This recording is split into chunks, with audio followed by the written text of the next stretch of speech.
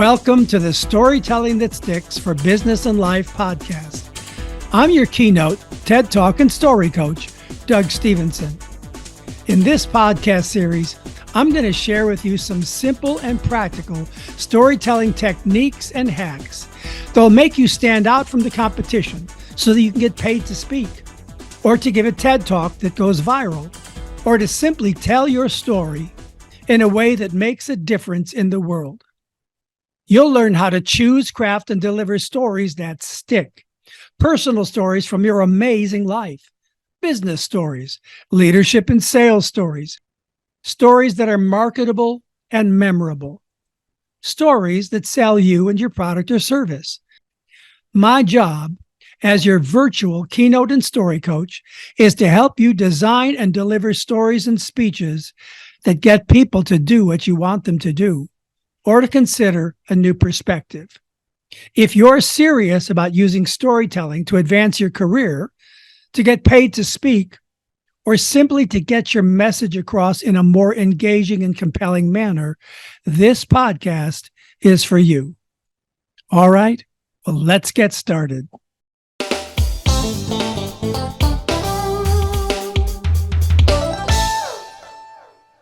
A lot of my listeners responded incredibly positively to my podcast about TED Talks. Nice. And it is the most watched and viewed and downloaded of all of my podcasts, which tells me people are fascinated by TED Talks. They watch them. They learn. They want to give them, and they want to give them. They also want to give them. Yep. But it's this thing, it's this amorphous, like, okay, I'd love to give a TED Talk. How do you go about it? How does it work? What is the whole thing? And so that's why I did that presentation about TED Talks, what you need to know about giving a TED Talk. So here are the questions in a sequence, and you can just go off in whatever way you want to. So the first one is, what was your idea worth spreading? So when I started the idea for my TEDx talk, I had this idea that clutter kills. I knew I needed something that felt abnormal. I needed something that wasn't just what anyone would talk about when it comes to their clutter. And I wanted something to stretch. And I liked this like haunting clutter kills. But the truth is that my take on clutter is actually clutter helps bring you to life. Clutter reveals your most intimate nature and truth in the most positive way. And so when I did my talk, I recorded it and sent it to Mary, and she was like, yeah, but it's not quite right. And we just flipped it on its head. And instead of going with the common perception that clutter is bad and negative and harsh, we went with the other, which is clutter is a hero. Clutter is a friend. Once you had that, the next question is, how did you approach recording the video? Did you do lots of different takes? Did you just sit down once and do it and submit it? Did you time it? Did you rehearse it? How did you go about doing that? Because I remember watching it and thinking, ooh, okay, this is a keeper. Thank you.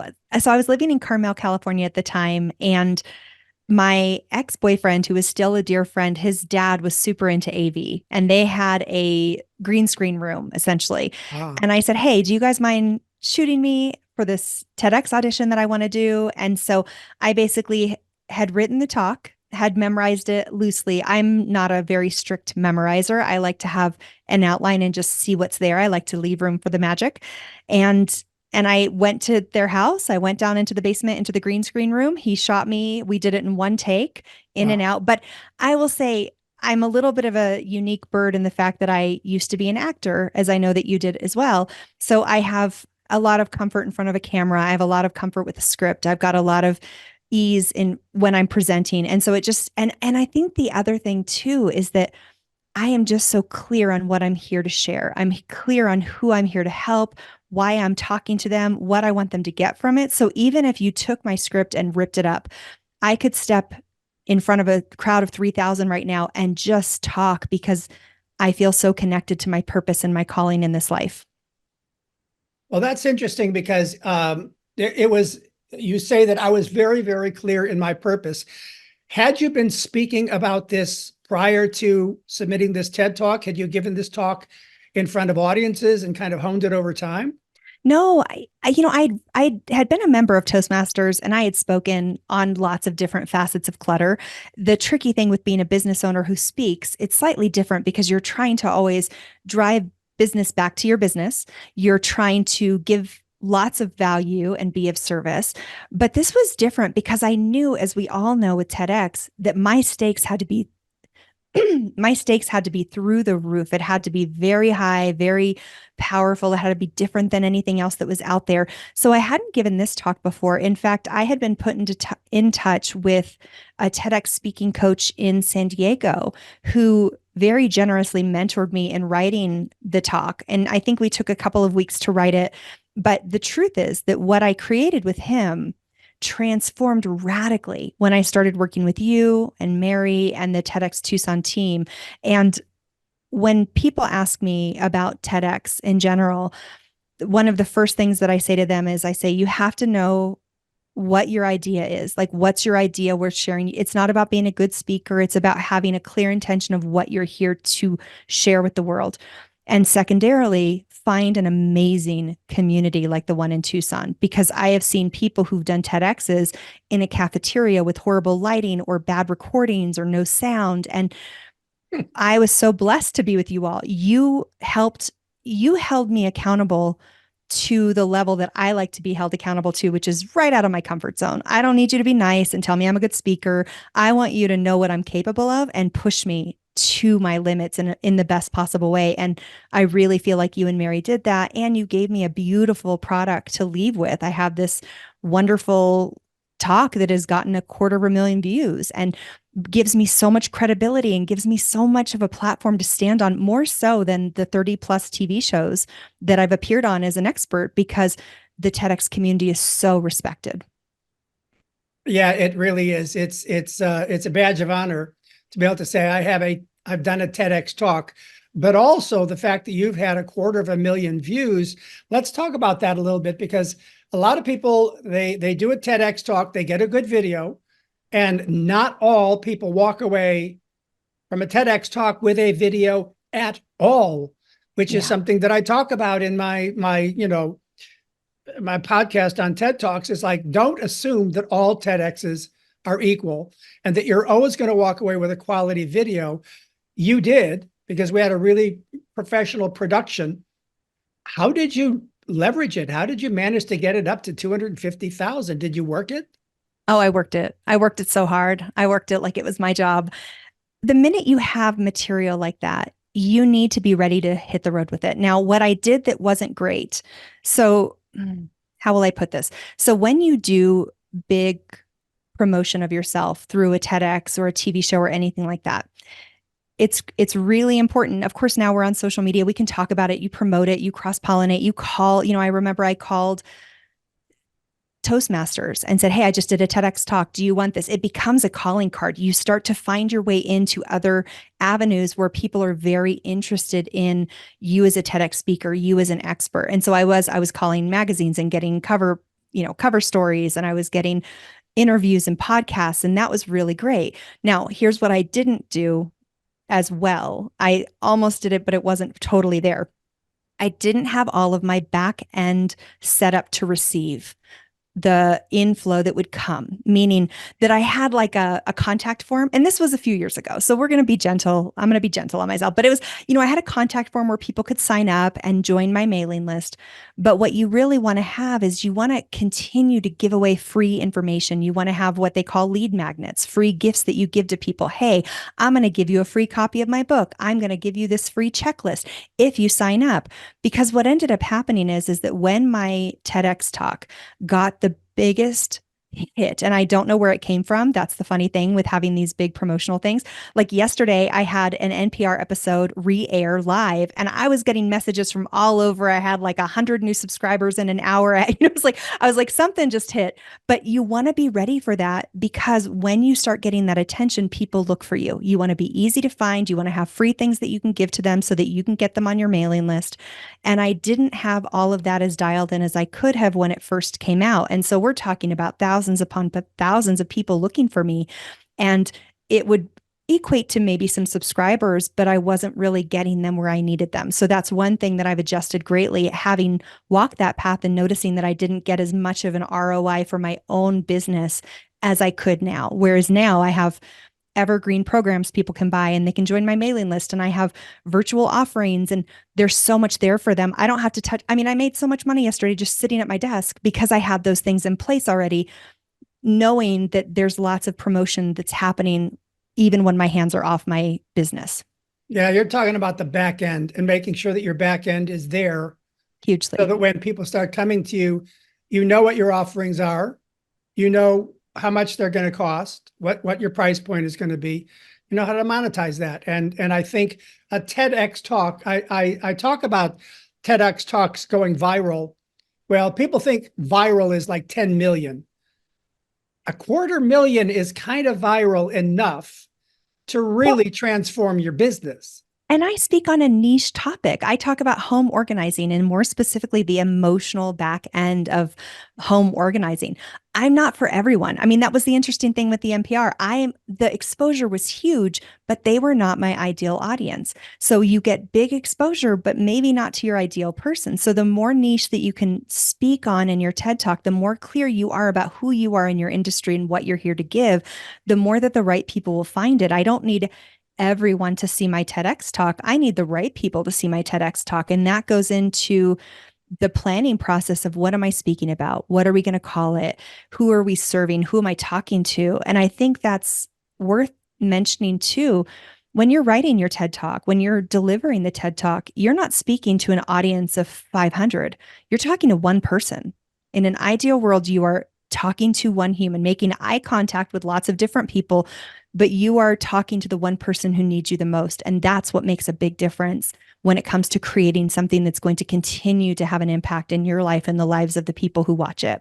Right, right. And conceptually, as you're thinking about what is my idea worth sharing, how am I going to brand it? How am I going to create this talk? How am I going to write it and present it? It's brilliant that you say, well, just think about that one person. You're not talking to the world. You're trying to speak to what is the pain that somebody out there is feeling, that when they hear me, they're going to go, oh, she is part of the solution. Yes. When I wrote my book, I wrote a book this year called Why the F Am I Still Not Organized? I wrote it to one person. I picked a friend and I said, can I write this book to you? Will you read it and give me your feedback? And it made it so powerful because when she would write, oh, I think you're full of it when you say this. I wrote in the book, I know when you read this, you probably think I'm full of it, but I'm not. And here's why. So I used her real response to make the book better. And it was the same thing with the TEDx talk. One thing that I will say is limit how many people you ask opinions from. Doug, you were my primary person that I went to. The second person that I went, well, obviously you and Mary.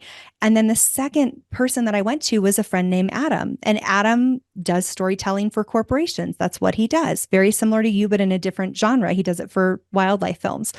And he was the only person that I showed the talk to, and he and I worked it. And so when I was doing it, I was only giving this talk to 3 humans that I really trusted. And I was willing to listen to you all and be vulnerable and open. And that made such a difference because if I had shown this talk to 20 people, I would have been given 20 different points of view.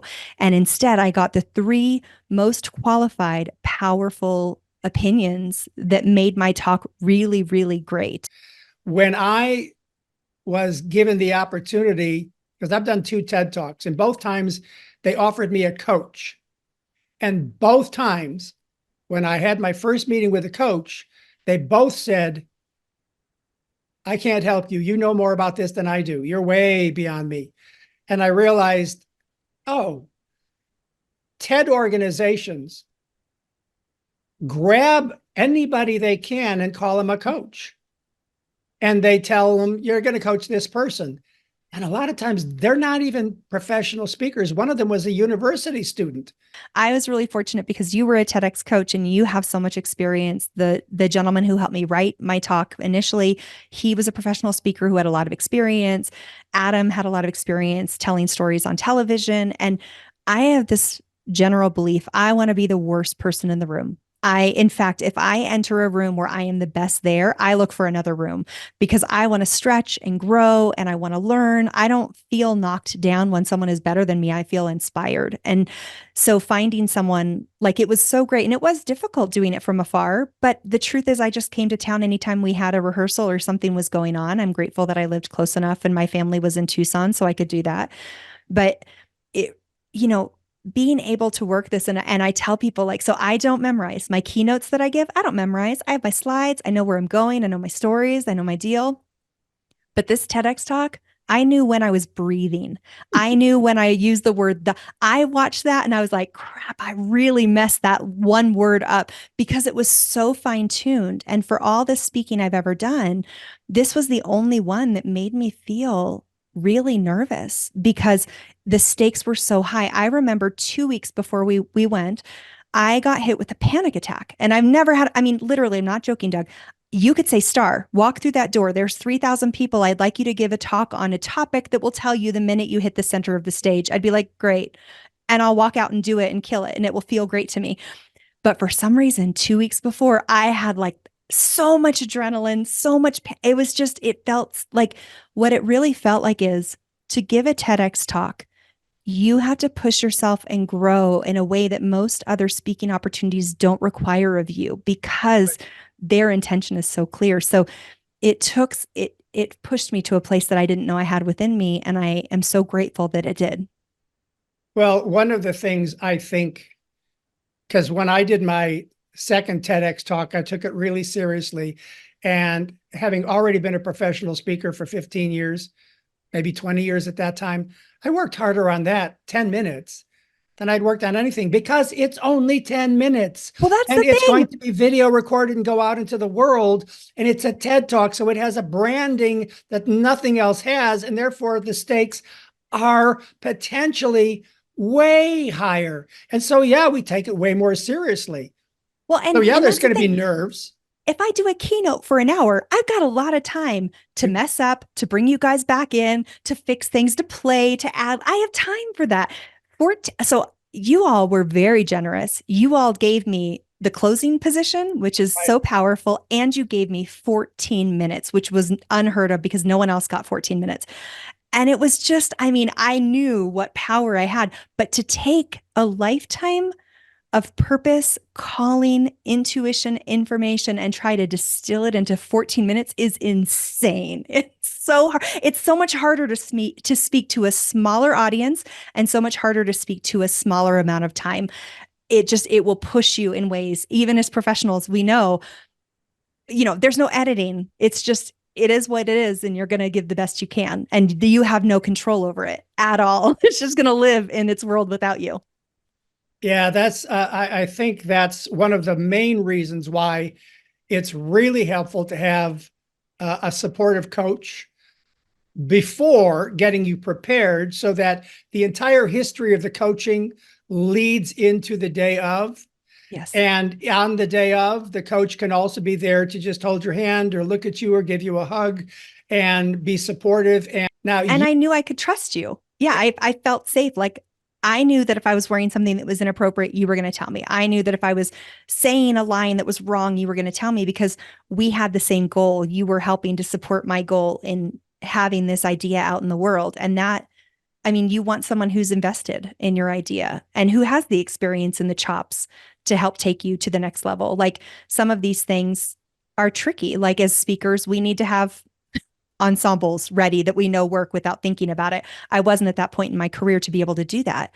And so part of it is like this experience and then working with a professional like yourself really makes sure that all of the things, all the systems that you need to have in place in order to show up and do your job right are in place. And that really is where having a great coach helps because walking onto that stage, I don't have to think about how I look, how I sound. Is my talk okay? Because it's been vetted so well that you can just get up there, throw the script away, and fly. well, also, what you say it was an advantage to go last. For many people, that's not an advantage because you get to sit backstage and wait and wait and listen and get more and more nervous and peak too soon and then lose your energy. And it's Mm. like, as someone who's done this, it's like, depending on how many speakers are on that cohort that day, that program that day, you might be first, you might be fourth, you might be seventh, you might be 10th, you might be 12th. Well, for you to be last, you're thinking closing speaker, nail it, great. However, energy wise, that also gave you all that time to be freaking out about your outfit. Well, And I get, everything makes a difference in TED Talks. Your yes, wardrobe, your shoes, your talk, your preparation, your breathing, your yes. It's a story. nutrition. You are telling a story from the second your title is read and you're walking on that stage. And so, and it's funny, like I wasn't nervous the day of the talk. I have this, I'm a very, again, very unique bird. The day before the talk, total panic about my outfit, total panic. The day of the talk, I don't care. I'm going to just put on something and go because I have a job now. And so for me, when I get into that zone, and I remember sitting there and watching everyone, and I loved going last because I was, instead of sitting there, I don't know, and being disoriented or like out of my body because I just done this thing, I'm watching everyone and I felt like I was feeding on the audience and watching these people who I'd been like joyfully creating with for the past 3 months kick ass and take names. And like, I felt so high by the time I stepped on that stage because I felt like my family had just, like, I succeeded every time each one of them succeeded. The day of nerves is not nearly as bad as the 2 weeks prior nerves. That like almost killed me. I was not ready for that. Yeah, well, we all suffer from different insecurities that show up in different ways and different times. And learning to work with yourself, to be humble and gracious and compassionate about ourselves, and to just acknowledge it's like, okay, I'm nervous and I'm insecure, and here it is. And as you say, and I have a job to do. So come on, let's suck it up, let's get it together, and let's go. Yeah. The last thing here is to just consider someone listening to this podcast, watching this podcast on YouTube, and they're thinking about it. It's on a bucket list. It's like, Mhm. someday, maybe, I'm not so sure. What would I talk about? What would you say to people to either encourage them that it's like, yeah, go for it, but at the same time to say, however, you need to take care of these steps. You need to be aware of these things, or else it's going to blow up in your face. So before you submit a proposal, before you get your idea together, before you, what would you say to them to get them in a state of mind, in a state of spirit and soul, where they can say, now I think, having listened to Star, I think I have the inspiration I need to go forward. Do not give a TEDx or a TED talk unless you can't live without giving that talk. Mm. Your why and the expression of it has to be so big to you that it is worth all of the work and the energy and the nerves and the chaos. And when you give birth to this little TEDx baby, it is not yours anymore. The comments are not yours. People's response is not yours. How many views it gets is not yours. Don't give a talk like this at this level, at this caliber, unless you are unable to process life without doing it, because it first and foremost should be a creative expression for you. And then, yes, we're going to give it to a specific person for a specific reason to give a certain idea. But the TEDx community is built for this like higher than life consciousness and expansion. So don't do it unless you feel like you have to. It's like in your bones to do it. Now, how are people going to find your TEDx talk on YouTube? So they can just find it through my name. So Star Hansen. So they can find it on my website as well, starhansen.com. And if you go, it's called Listen to the Monster in Your Closet. And it's that wonderful talk has been spun into classes and books. And I mean, it's that the talk has given birth to so many other babies after it. Like my book, Why the F Am I Still Not Organized? That was founded on the concepts that we refined in the TEDx talk. So you really, it's such a beautiful experience. It just will stretch you and grow you in ways you couldn't even imagine in the best possible sense. So yeah, people can find me for sure on the TED website, on YouTube. And if your listeners want to download like a free copy of the book, they can get it at starhansen.com/podcast, and they can see what a TEDx baby can grow into. Spell Hansen. Hansen, like bop, bop, bop. That dates me. This very specific genre that I'm talking to right now. Is that the singer Hansen? It is the singer Hansen, but I actually think that they spell their name differently. So it doesn't quite work, but it almost works. It's almost. Well, I appreciate you coming on and sharing your wisdom. It's just brilliant thoughts and energy and approach. And I think people will be inspired by this. And I think they'll realize from listening to this is you got to really take it seriously. It's got to be really worth it. But oh my gosh, the payoff to your business, to your self-esteem, to your future in the world in terms of all the ways that it can expand you is well worth it. Would you agree? Without a doubt, it has been one of the single most important steps in my journey as a business owner and as a human. Well, there you go. I mean, that's pretty cool. All right. Well, thank you, Star Hansen. It's been a pleasure to see you once again. It's been over 5 years since you did that talk. I know. I'm ready for another one. My next one is starting to hatch. I can feel her. Starting to take form. Good. It's almost time. Well, then go for it. Yes. Thank you so much, Doug. It's been so great to see you and come chat with you today. Good. See you again.